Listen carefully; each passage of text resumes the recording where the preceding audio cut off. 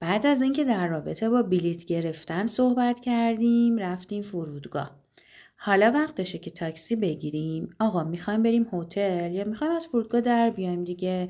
بریم لغاتش و اصطلاحاتش رو با هم کار بکنیم و یاد بگیریم. بزنید بریم.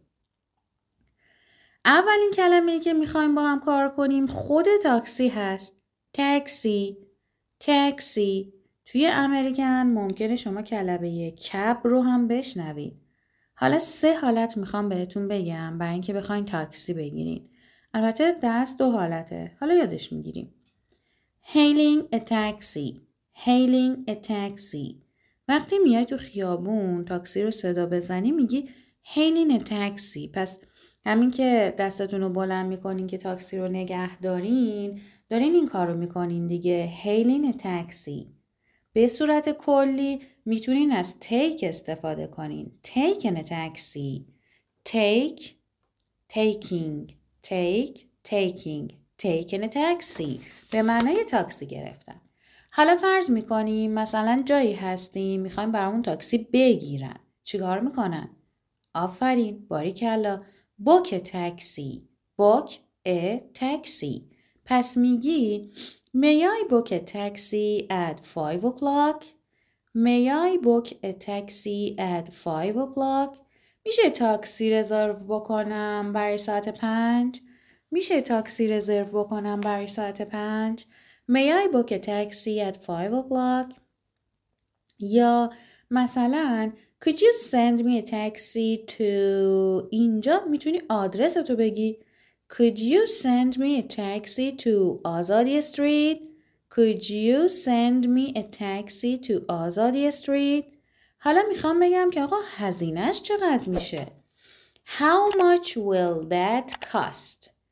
How much will that cost?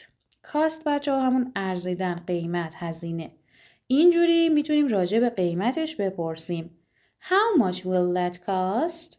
نکته جالبش اینه که وقتی میخوایم بگیم که مثلا سوارم کن میتونیم از pick someone up استفاده کنیم. pick someone up. مثلا میخوای به دوستت بگی منو ساعت 6 سوار کن، یا مثلا تاکسی که داری رزرو میکنی بهش بگی فلانی رو سوارش کن. Can you pick me up at 6 o'clock? میشه منو ساعت 6 سوار کنین؟ Can you pick me up? Can you pick me up at 6 o'clock? یا به جای اون ساموانه مثلا اسم یکی رو بگی دیگه. Can you pick Reza up at 6:30? Can you pick Reza up at 6:30? بچه پیکاپ سوار کردن هست. در واقع چون سوار شدن رو از get in استفاده می کنیم، خب اون سوار کردن یعنی یکی رو برداشتن و سوارش کردن پیک آپه. حالا پیک someone یعنی اسم اون شخصم میاری وسط پیک و آپ میذاری. حالا اگه خودت بودی منو سوار کن پیک می آپ. خب سوار شدن شد get in. حالا همینجا یه نکته رو بهت بگم. برای وسایل نقلیه‌ای که کلاً تو نمیتونی سرپا وایسی و داخل اون حرکت بکنی از گدین استفاده میکنی برای سوار شدن. اما برای وسایل نقلیه‌ای که داخلش حرکت میکنی از گدان استفاده میکنیم. برای سوار شدن مثلا قطار، اتوبوس، هواپیما میگیم get on a train, get on a plane, get on a bus. خب برعکسشون هم ببین get in میشه get out of. get in, get out of. مثلا از ماشین پیاده شدن رو میگم get out of the car, get out of the car. حالا get on برعکسش چی میشه؟ get off the bus. on میشه off. پس میگم get off the bus, get off the bus. از اتوبوس پیاده شو. get off the bus. ماشاءالله بهت. حالا وقتی میخوای بگی منو پیاده کن از drop me off استفاده میکنی. drop me off. یه نکته تلفظی هم بهت بگم. ببین drop me وقتی د به ر میرسه صدای جمانند میده. drop me off, drop me off. مثلا میخوام بگم که منو اینجا پیاده کن. Drop me off here. Drop me off here. پس پیکاپ رو یاد گرفتین. یه اصطلاح دیگه بهت بگم. وقتی میخوای یکی رو برسونی از give someone a ride استفاده کن. Give someone a ride. Give someone a ride. مثلا میخوام بهت بگم که من میرسونمت. میگم I'll give you a ride. میرسونمت دیگه. I'll give you a ride. I'll give you a ride. فرض کن با دوستت میخوای بری جایی. دوستت میگه من میرسونمت. I'll give you a ride. اینو از من داشته باش. حالا میخوایم بگیم من رو از فلانجا بردار. مثلا زنگ زدی تاکسی تلفنی بگیری. میشه take me to. پس منو بردار ببر فلانجا. مثلا منو ببر فرودگاه. Take me to the airport. Take me. برم دار. Pick me up. ببرم به فرودگاه. Take me to the airport. حالا مثلا میخوام بگم که میخوام برم فلانجا. کجا مثلا؟ میخوام برم موزه. I'd like to go to the museum.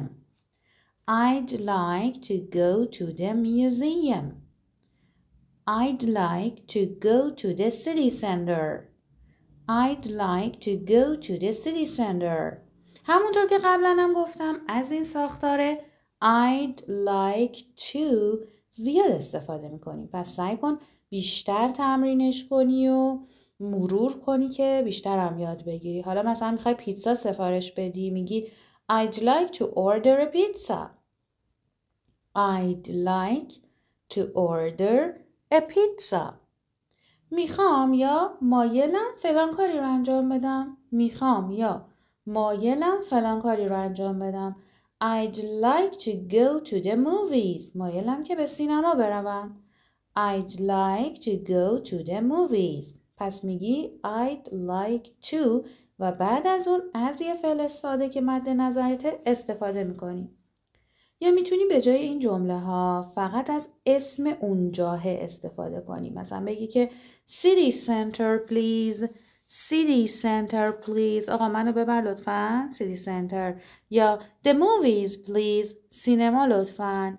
اون راننده تاکسی خودش متوجه میشه که منظورت اینه که منو ببر اونجا برسون. خب بحث شیرین هزینه ها رو هم با هم داریم. آقا میخوام بگم که چقدر هزینهش میشه. خیلی هم کاربردیه. حالا چه شما توی تاکسی باشی یا هر جای دیگه ای رستوران رفتی میخوای خرید بکنی بپرسی چقدر هزینهش میشه. هرچی میگی که how much will that cost. how much will that cost. چقدر هزینهش میشه. حالا ببین اینو گفته بودم بهت دیگه. میتونی هم بگی که how much does it cost. چقدر میشه؟ How much does it cost. بهت گفتم cost به معنای هزینه بردنه. How much does it cost. چقدر هزینه میبره؟ چقدر میشه؟ یا میتونی خود کرایه تاکسی رو بپرسی. خود کرایه تاکسی میشه fare. F-A-R-E. fare. مثلا how much is the fare. How much is the fare. آقا کرایه تاکسی تا سیتی سنتر چقدره؟ How much is the fare to city center? How much is the fare to the city center? کرایه تاکسی چقدره؟ حالا مثلا دیرمون هم هست. گفتیم دیگه how much is the fare, how much does it cost, how much will that cost و اینا. حالا دیگه دیرمون هم هست و میخوام بگیم که ببین آقا من عجله دارم. I'm in a hurry. I'm in a hurry. To be in a hurry بچه خیلی کاربردیه دیگه. حواست باشه که میگیم in a hurry. In a hurry. این رو همیشه باید بیاری. I'm in a hurry. I'm in a hurry. حالا وقتی رسیدی و پول دادی میخوای بگی که بقیهش پیش خودتون باشه. پول خورد میشه change. change. اینجا الان اسم هستا که میگیم که keep the change. یعنی بقیهش برای خودت. keep the change. keep the change. یا اگه خواستی انعام بدی یا تیپ بهش بدی بچه انعام میشه تیپ. میگی here's a tip. here's a tip. بفرمایید این انعام دیگه. here's بچه کلن از here is استفاده میکنیم برای بفرمایید زدن. همیشه here you are رو یاد گرفتین دیگه. پس here is, here are یا here you are برای بفرمایید زدن استفاده میشه. ببین خیلی خوبه که فرهنگ تیپ دادن رو برای خودمونم به وجود بیاریم دیگه. ما توی ایران خیلی این فضاها نداریم، اما توی آمریکا خیلی رایجه و اکثرا وقتی انجام ندی بهت نگاه میکنن با تعجب. یه مکالمه براتون آماده کردم، یه کانورسیشن که خودم میخوام براتون بخونمش. بین راننده هست و راننده تاکسی هست و مسافر. راننده تاکسی میشه تاکسی درایور، تاکسی درایور. مسافر میشه پسنجر، پسنجر. خب بریم سراغ مکالمه. Good morning. I need to go to the airport, please. صبح خیر، من باید برم فرودگاه لطفاً. Sure. I'll take you to the airport. من میبرمتون. I'll take you to the airport. Which terminal are you flying from? اینو یادش بگیر. Which terminal are you flying from? از کدوم ترمینال پرواز میکنی؟ A1 terminal. A1 terminal. Okay. How much does the ride cost? How much does the ride cost? About $20. How much does the ride cost? About $20. That's okay. خب قیمت هم که گفت و الحمدلله $20 و چیزی هم نمیشه و that's okay یا that's alright.